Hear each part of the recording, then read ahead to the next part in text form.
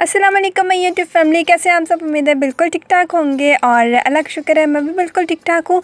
तो जनाब आज माशाल्लाह से 25 रमज़ान और आज मैंने सुबह सहरी में कोई व्लॉग नहीं बनाया, कुछ नहीं किया। तो बस मैंने सोचा चलो इफ्तारी से स्टार्ट कर लेते हैं। आज इफ्तारी में बन रहा है खाने में आलू करेले। तो यहाँ पर मामा ने क्या किया कि बस करेलों को कट करके नमक भी नहीं लगाया, बस इसी तरह रख दिया था। ठीक है, अब इसको हम फ्राई कर लेंगे। अच्छा, मैंने सोचा कि सुबह तो मैंने कुछ नहीं बनाया, तो चलो मैं यहीं से स्टार्ट कर लेती हूँ। तो जनाब दूसरी तरफ क्या था कि ये प्याज भी कट करके रख लिए थे और जो आलू हैं इनको हमने इस तरह से लंबा लंबा थोड़ा कट करके रख लिया। ठीक है, तो अच्छा ये देखिए, ये इतने से हमने ब्राउन करने हैं। बहुत ज़्यादा एक जो होता है ना, बहुत ज़्यादा ब्राउन कर लेना और बहुत वो ना फिर करेलों का पता ही नहीं चलता है, वो चुड़मुड़ हो जाते हैं और पता समझ नहीं आती करेले किधर है। तो बस इस तरह से बस इतने से हमने करने, हल्के हल्के से वो ग्रीन हो और हल्के हल्के से ये देखें कितने प्यारे लग रहे हैं, कितने प्यारे कलर के लग रहे हैं ना। इस तरह मतलब बहुत ज़्यादा कड़वे भी नहीं बनते, मतलब बिल्कुल ये भी नहीं है कि बिल्कुल भी कड़वे नहीं होते, होते हैं कड़वे। करेले हैं, कड़वे ना हो तो ये तो फिर हो नहीं सकता ना। तो मामा कहती थोड़े से कड़वे तो होने चाहिए ना, तो फिर बस इसी तरह से। अच्छा जी, अब करेले हमने निकाल लिए फ्राई करके। अब उसी ऑयल में हमने क्या करना है, प्याज है वो डाल के उसको भी हमने बहुत हल्का सा, ये देखें बस इतना सा हमने इसको फ्राई करना है। और उसके बाद टमाटर और सब मिर्चें कट करके इसमें डाल देनी है। बस 1 मिनट के लिए इसको भूनना है। तो भूनने के बाद हमने क्या करना है, स्पाइसेस ऐड करना है। स्पाइसेस में क्या क्या ऐड किया था मामा ने, नमक, मिर्च, हल्दी, गरम मसाला और पिसा हुआ धनिया, ये सब ऐड करके और बस इसको 3-4 मिनट के लिए भूनना है। मसाले को भूनने के बाद जो हमने पोटैटोस कट करके रखे हुए थे वो ऐड कर देने। ठीक है, इसको भी हमने 2-3 मिनट के लिए भूनना। फिर इसमें हमने थोड़ा सा पानी ऐड कर देना है ताकि हमारे जो आलू हैं वो अच्छी तरह से गल जाए। जब वो गल जाएंगे फिर हमने क्या करना है कि जो भुने हुए करेले ना वो डाल के बस 5-7 मिनट के लिए हमने उसको दम पे रख देना है। ठीक है, दम पे रखने के बाद ये कुछ उसकी इस तरह से शक्ल होगी। तो जनाब यहाँ पे हमारे आलू करेले रेडी हैं। बहुत ही मज़े के, मतलब बहुत ही मज़े के बनते हैं। अच्छा, मेरे साथ पता है क्या होता है, मतलब करेले प्याज बनाए हो या सिंपल करेले बने हो तो मेरे ना तेज़ाबत हो जाती है। अगर करेले और साथ में आलू या भरे हुए करेले या फिर वो चने की दाल और करेले बनाए हो तो उनसे नहीं मेरी तेज़ाबत होती, पता नहीं ये क्या बात है। अच्छा खैर, ये तो हमारी थोड़ी सी बातें हो गई एक्स्ट्रा। तो जनाब यहाँ पे अब हम क्या करें, आलू और प्याज के पकोड़े बना रहे हैं। आज पकोड़े को इतने मज़ेदार बने थे ना, बनाए मैंने वैसे ही, बस थोड़े से इंग्रेडिएंट्स ज़्यादा है इसमें जो है वो ऐड किया। अच्छा, इसमें मैंने सब्ज़ धनिया ऐड किया, वो पालक नहीं थी तो फिर सब्ज़ धनिया ऐड कर दिया। ठीक है, हल्दी ऐड की है और नमक ऐड किया है। इसके बाद हम ऐड करेंगे रेड चिली भी ख़त्म होने वाली है, इसको इंशाल्लाह मैं सुबह जो है वो रिफ़िल करूँगी। अच्छा, ये ऐड करने के बाद इसमें मैं थोड़ा सा चाट मसाला ऐड कर दूँगी, तकरीबन 1 टीस्पून के बराबर। ये देखिए इतना सा, बस ये ऐड कर दिया। इसके बाद धनिया, खुश्क मेथी और ये ज़ीरा, इसको हाथ पे क्रश करके मैं इसमें ऐड कर दूँगी। तो जनाब यहाँ पे मैंने इसको ऐड कर दिया और अब ये सारे ड्राई इंग्रेडिएंट्स को मैं अच्छी तरह से ये वेजिटेबल्स में मिक्स कर दूँगी। मिक्स करने के बाद इसमें मैं ऐड करूँगी बेसन। बेसन में ऑफ कैमरा ऐड करके मिक्स करके आपको दिखा दूँगी क्योंकि वो मोबाइल पकड़ा हुआ था ना, तो इस वजह से। अच्छा, आज मैं ना हाथ में पकड़ के व्लॉगिंग कर रही हूँ क्योंकि हमेशा तो ट्राइपॉड नहीं ना मतलब यूज़ करना होगा मुझे। अच्छा जी, यहाँ पे ये मिक्स हो गया और उधर वो ऑयल मैंने गर्म होने के लिए रख दिया था। इधर ये जो 3 मैंने उस दिन रख लिए थे रोल वो है और वो चम्मच है जिसके साथ मैंने बेसन ऐड किया था। अच्छा जी, ये हो गया। और यहाँ पे ना बनाना था आज एप्पल शेक, तो वो मैंने कहा कि जब तक ऑयल गर्म होते तब तक मैं इनको पील ऑफ कर लूँ।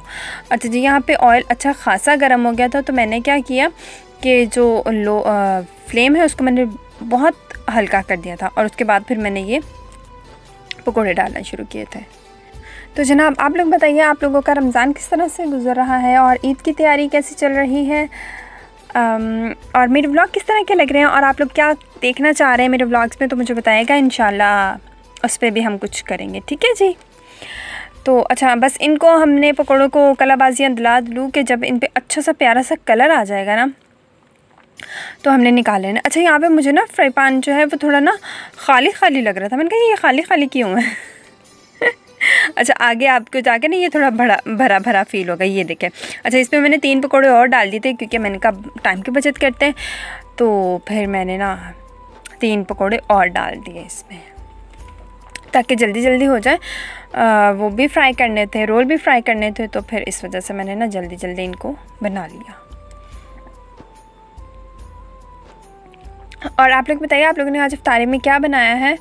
और रमज़ान बस ख़त्म, मतलब कंप्लीट ही होने वाला है। सॉरी, मैं भी ख़त्म करने लगी थी, ख़त्म नहीं कहते, कंप्लीट होने वाला था, तो होने वाला है। तो मतलब कैसा फ़ील हो रहा है मेरे तो ना, एक तो एंड वाले डेज़ में मैं बहुत बोर हो जाती हूँ, बोर नहीं सैड हो जाती हूँ। और रमज़ान के बाद भी ईद पे मतलब होती है, ईद की भी खुशी होती है, और फिर ये भी होता है कि अच्छा रमज़ान कंप्लीट हो गया है, अब नेक्स्ट ईयर आएगा इंशाल्लाह रमज़ान। तो बस इसी तरह से होता है। और रमज़ान के बाद भी इसी तरह मतलब बोरियत होती है कि हाय क्यों रमज़ान ख़त्म हो गया कंप्लीट हो गया, सॉरी। अच्छा जी, यहाँ पे क्या हुआ, हाँ, फर्स्ट बैच जो था वो सारा मैंने निकाल लिया, और ये जो 3 बाद में मैंने पकोड़े डाले थे ये अभी नहीं हुए थे, तो फिर मैंने कहा चलो तुम लोग अच्छी तरह से पुग जाओ हैं, तो फिर मैं तुहानू बाद चो कढ़ लाँगी। तो फिर जो बाकी समान जो रह गया सीगा, मतलब बाकी मिक्सर जो रह गया सी, वो मैं पा दिता क्योंकि वो भी तो बनाने सीगे ना, है ना। तो खैर, अच्छा जी, तो जनाब यहाँ पे सारे जो वो पकोड़े शकोड़े हैं वो मैं डाल दूँगी, और उसके बाद क्या करूँगी, जो फर्स्ट बैच मैंने निकाल के रखा था उसको मैं प्लेट में ट्रांसफ़र कर लूँगी। और क्या, और ये कि यहाँ पे जो वो 3 वाले पकोड़े थे ना वो मैंने निकाल लिए, तो मैंने सोचा चलो मैं ना इसके साथ ही ना रोल जो है वो डाल देती हूँ। अगर मैं ये वेट करती रहती कि अच्छा पहले पकोड़े हों फिर मैं रोल डालूँगी, तो फिर टाइम जो वो काफ़ी ज़्यादा हो जाना था। इस तरह मैं 6:30 बजे सारा काम कंप्लीट हो चुका था, और मैंने दस्तरखान जो था वो लगा लिया था, उस पर मैं चीज़ें रख रही थी। तो अगर मतलब मैं ये वेट करती तो फिर तो मतलब मुझे हो जाने थे पौने 7 या 40 मिनट हो जाने थे।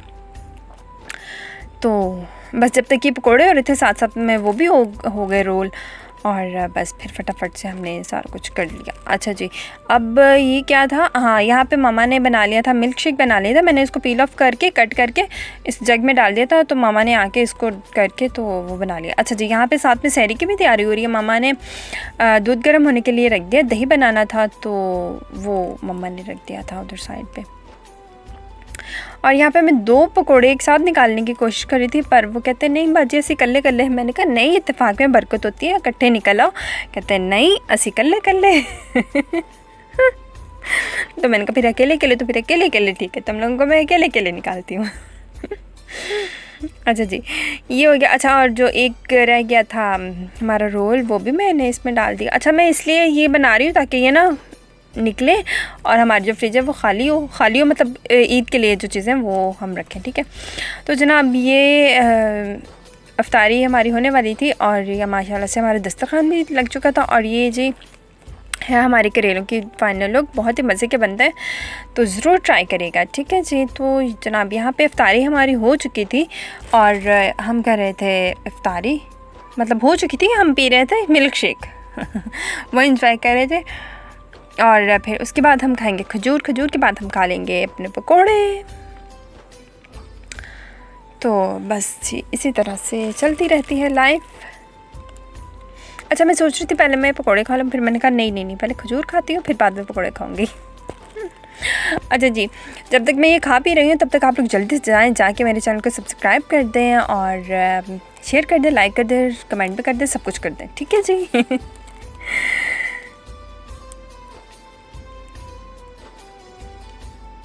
तो जनाब यहीं पे हम अपने व्लॉग को करते हैं एंड आऊँगे इंशाल्लाह कल एक और अच्छे से मज़ेदार से व्लॉग के साथ। तब तक आप लोग अपना और अपनी फैमिली का बहुत ढेर सारा ख्याल रखिएगा।